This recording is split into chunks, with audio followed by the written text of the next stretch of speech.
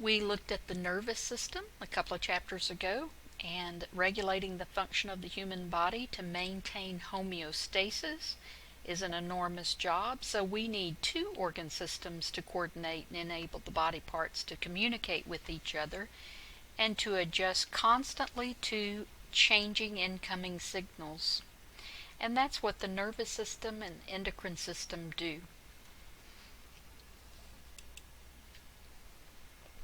The endocrine system includes cells and tissues and organs that are collectively called endocrine glands, and they secrete substances called hormones into an internal environment. These hormones diffuse from the interstitial fluid into the bloodstream. In the endocrine system, because these glands are ductless, it dumps the hormones. Secreting cells dump the hormone directly into the fluid surrounding these cells, and this fluid will be picked up by the capillaries and delivered to target cells via the blood through the circulatory system. Now, the exocrine glands have ducts. Remember, we looked at exocrine glands when we looked at the skin. A sweat gland is a type of exocrine gland. It has tubes that lead to the outside of the body that delivers the substances secreted by these glands. Endocrine glands are ductless, so what happens is this chemical is released by these cells, hormone secreting cells, these endocrine cells, dumped into the interstitial fluid, or the fluid found in between these cells. It's picked up in these paper thin capillary walls, very, very, very thin walled capillaries that contain blood, and these hormones are picked up by the blood and carried to the target cells.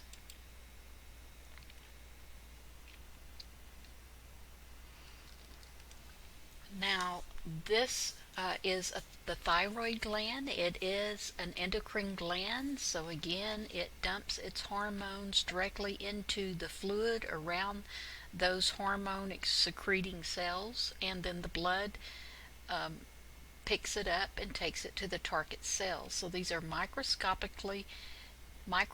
cells surrounded by capillaries that pick up these chemicals that are sent to specific cells.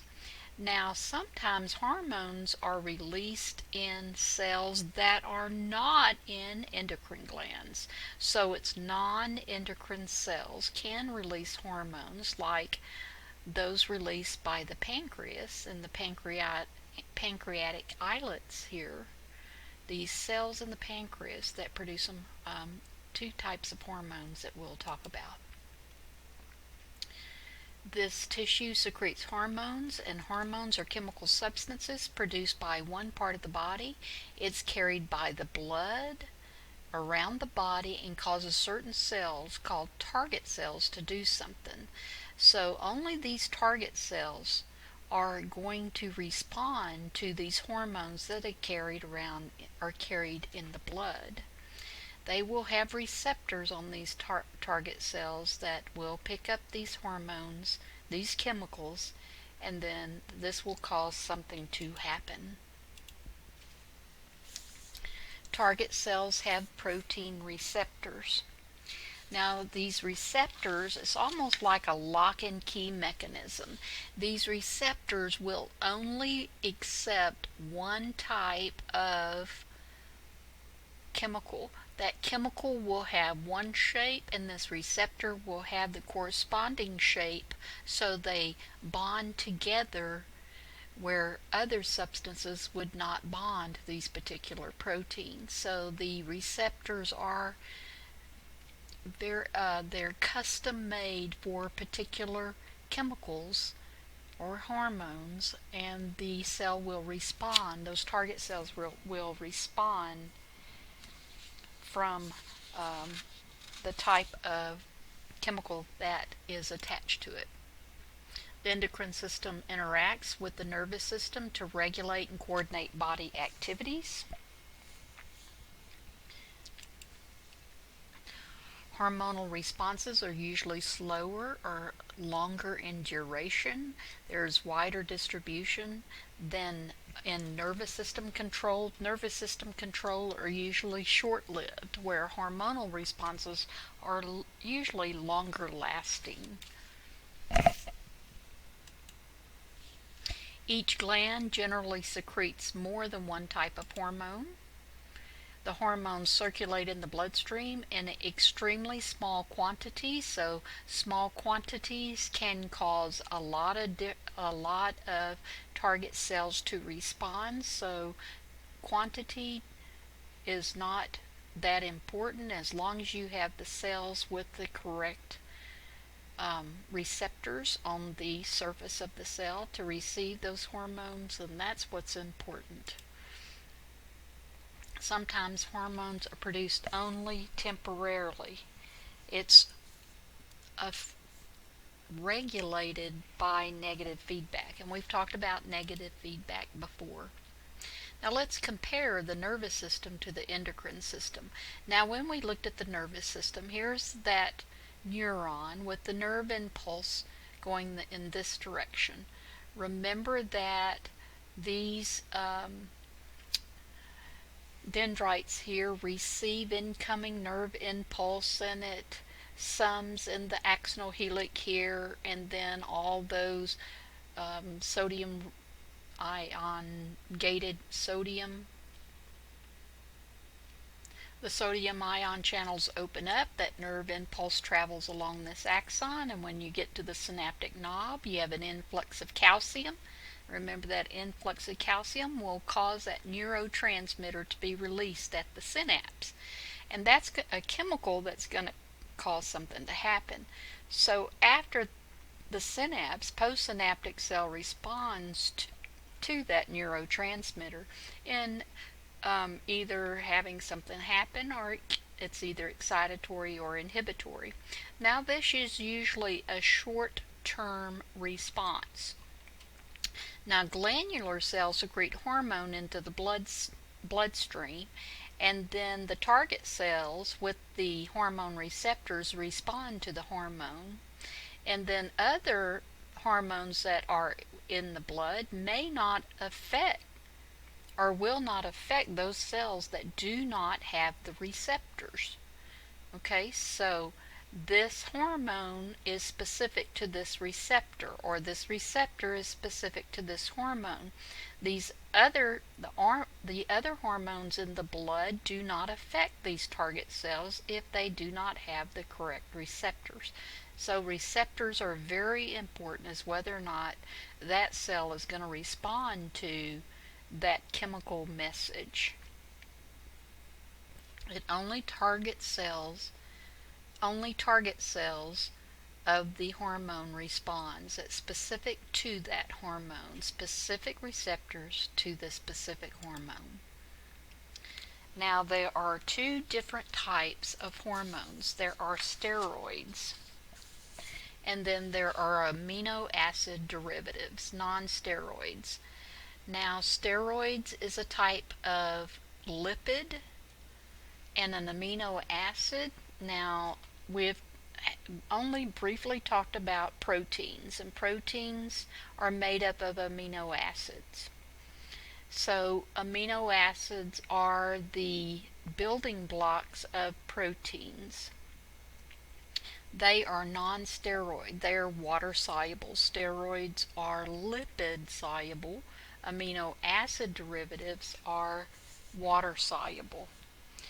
Proteins these are from proteins, so it's broken down proteins into amino acids. Steroids are lipid based.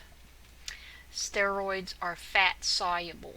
Okay, you know that fat will dissolve into fat. Fat does not dissolve in water.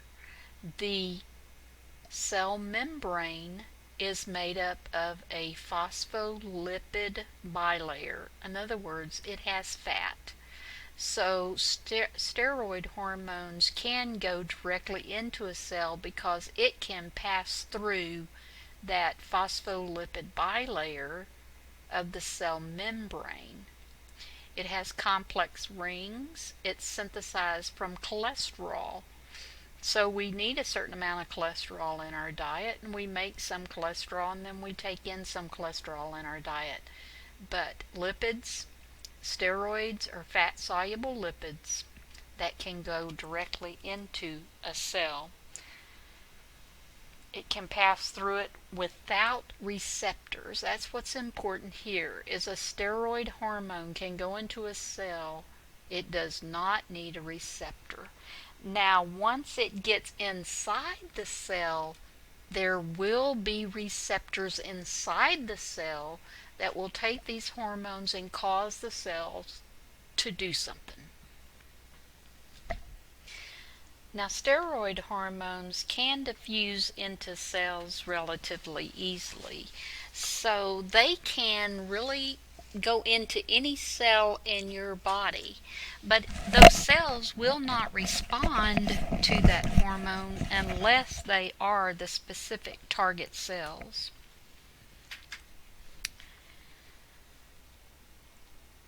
When the steroid hormone molecule enters the target cell, then again there are receptors inside of that target cell that will receive that hormone and bind to it. The resulting hormone receptor complex binds to the nucleus, to the specific sequence of the target cell's DNA. It activates transcription.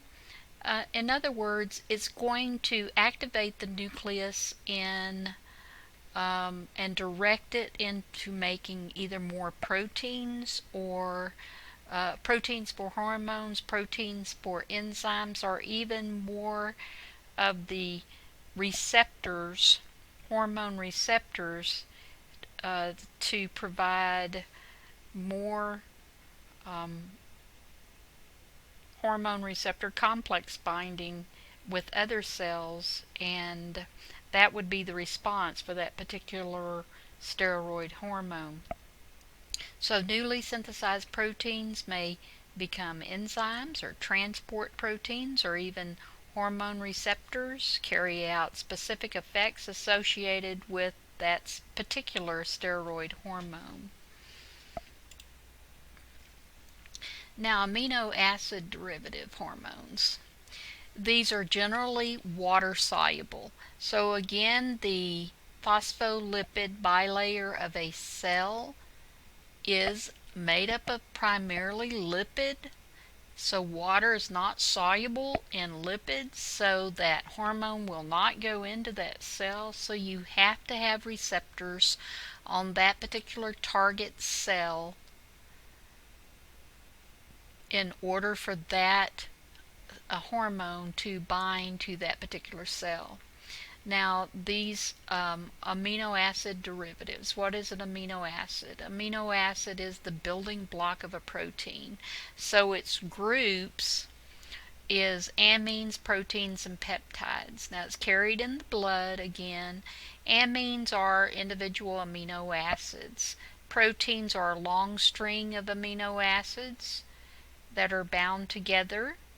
Those receptors on the surface of that membrane, that cell membrane, that receptor is going to be a particular type of protein. But anyway, it's a complete chain of these amino acids for a complete protein. Now, a peptide, you can have a dipeptide or a polypeptide. A dipeptide would be two amino acids, or two amines or amino acids. They form this amino acid bonds to this amino acid, and that bond in between is called a peptide bond. So a dipeptide would be two amino acids bonded together. Polypeptide, many amino acids, many amino acids bound together by peptide bonds, but it's an incomplete protein. So that's what a peptide is.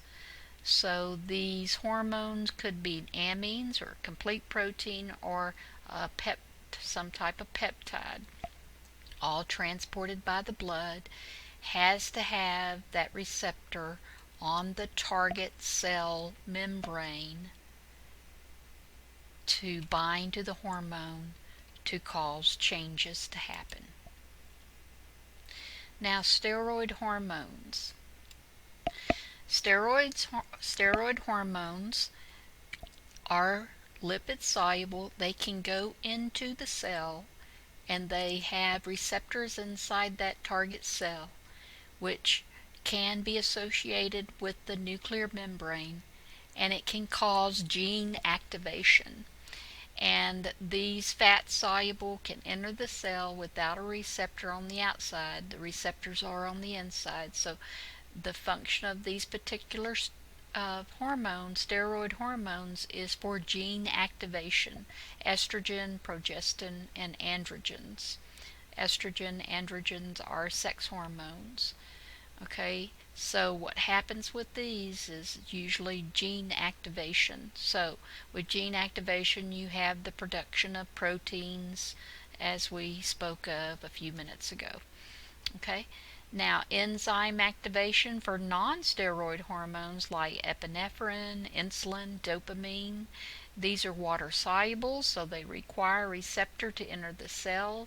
So that receptor can activate an enzyme. That receptor could be a type of enzyme. The receptors are going to be proteins, and enzymes are proteins.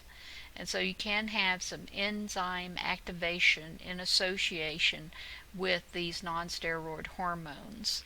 So that would be the hormonal action would be triggering enzymes. So with the steroid hormones, gene activation; with the non-steroid hormones, enzyme activation. There is a response in these cells in this way.